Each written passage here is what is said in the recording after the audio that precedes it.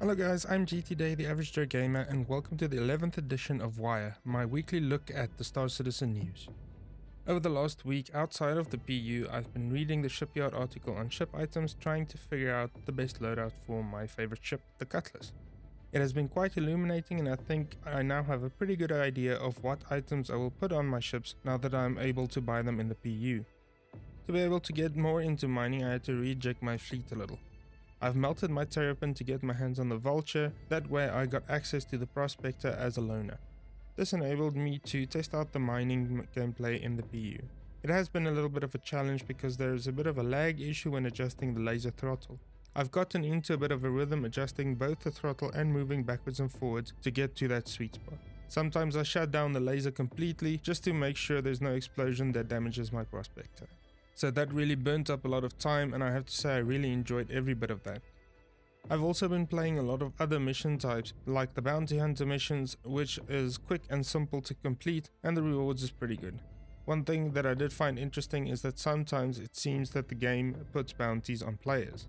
When I got one of those for the first time, I didn't quite get what was going on. I just thought that all of a sudden they had pretty good AI in the game, until I realized that these guys were players who could actually hide out in armistice zones. This was great fun and in the most cases a real challenge because my dogfighting skills are based on fighting the AI. But now I've sharpened my skills and I'm constantly looking out for these player bounties. The challenge is a lot higher and the rewards are pretty good. A bit low for my liking to neutralize a player who can properly fight back, but it was still fun. I have to commend CIG for this new mechanic that they sort of slipped in quietly. That goes back to my thoughts on how CIG can deal with griefers and pirates in the PU from a few weeks ago. I do think that it would be great if we can put out a service beacon to take care of our griefers too, even though I think it should be regulated to some degree. In the comments, let me know if you've done a player bounty mission and what were your thoughts. Also, have you been the target of these missions? Did you know if you were? And if you did, how were you notified? And how high was your crime stat at the time? So yes, a great week for the game in my view. News-wise, it was a bit of a quiet week because CIG is still trying to figure out what to do with the subscriber and sponsored content.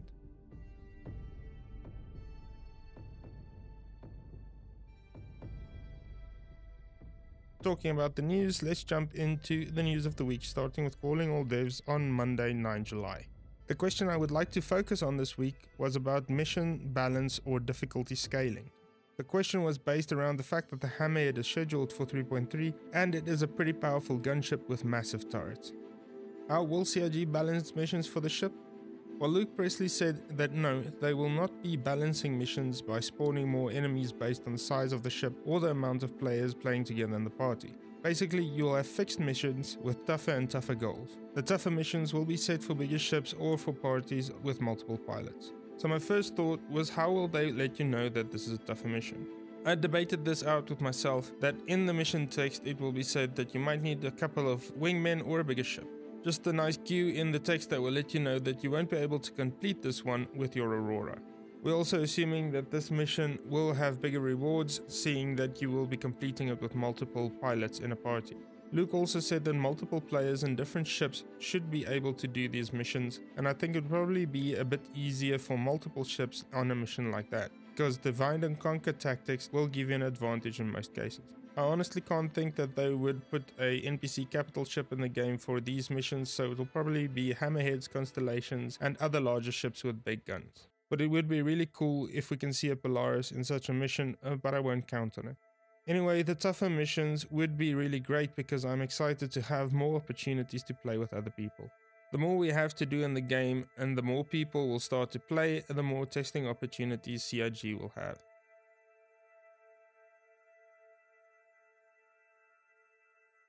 Next, let's move on to Around the Verse from Thursday, June 12th. Even though this edition of ATV was a little bit longer with a little more content, it was still a bit short and a little underwhelming in my opinion. It was a bit of an improvement over the previous ATV.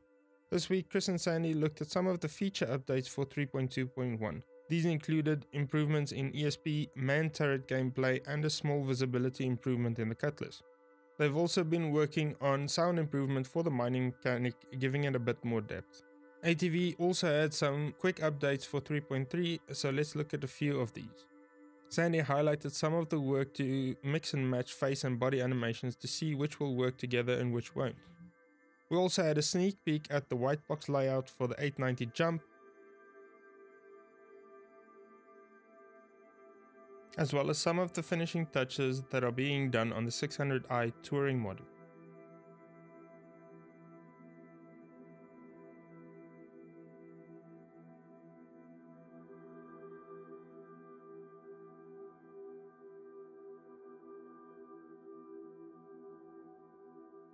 Next we saw some of the work that had been done on the Banu Defender. The work that have gone into the Defender will help with the direction of the Banu Merchantman.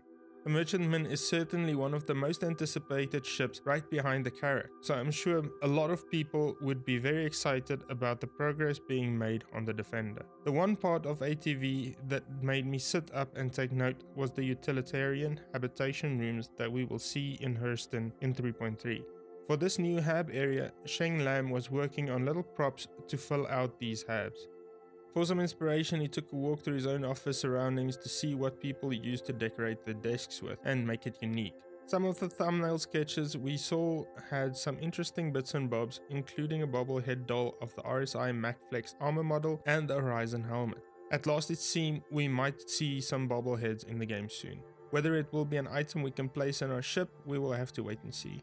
As I've said earlier, this edition of ATV was a lot longer than that of last week, bringing a bit more closer to my expectation. But again, it was still a little underwhelming to me as a subscriber. The little fill-in interviews did go a long way to get me on board, but I really hope to see a whole lot more in the next editions. Maybe next week it will fill up to 15 minutes and a little bit more depth in the project update. Chris did mention that he is excited about some of the content they are working on, and I'm keen to see how that satisfies my expectations.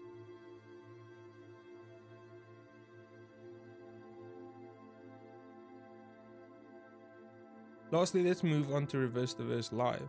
This week was quite a fun show where JLee sat down with Jared and did some character concept art live on Twitch. This gave us a basic idea of his processes when creating concept art.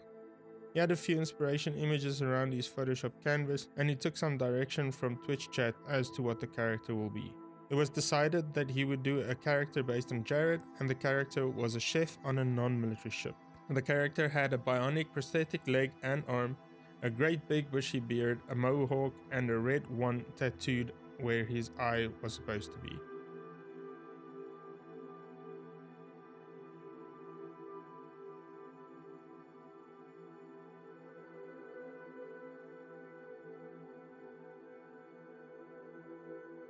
In the end, it reminded me of Long John Silver from Treasure Planet, who also happened to be a chef with bionic prosthetics and a missing eye. Just shows you how things pans up in the world of design. I'm sure it wasn't intended to have those similarities, but it ended up that way. That does bring the whole vulture thing into some form of perspective. In the background here you can see the final image along with the side-by-side with the Long John Silver from Treasure Planet. Sure, they aren't quite the same, but there's still a lot in common. So that's it for this week's Star Citizen news. I know it's not much, but we'll have to wait and see how CIG goes about fleshing out new content for the subscribers over the next couple of weeks. Thank you for watching this week's edition of Wire, and I hope there was some content that you enjoyed. If you did enjoy the video, give it a thumbs up below and a thumbs down if you didn't. Comment below on what you liked and what you disliked, and in the future I will make an effort to improve. In the video description you will find links of all the content that we've covered today, and while you're down there, check out my other social media links like Instagram and Twitter, where you can follow me to see what I'm up to. I would also massively appreciate it if you support me on Patreon, and thanks to those of you already doing so, you are my absolute heroes. You can also check out my merch store at designbyhumans.com/shop/GTDae. Thanks again for watching. I'm GTDae, the average Joe gamer. Stay awesome, and I will see you in the next one.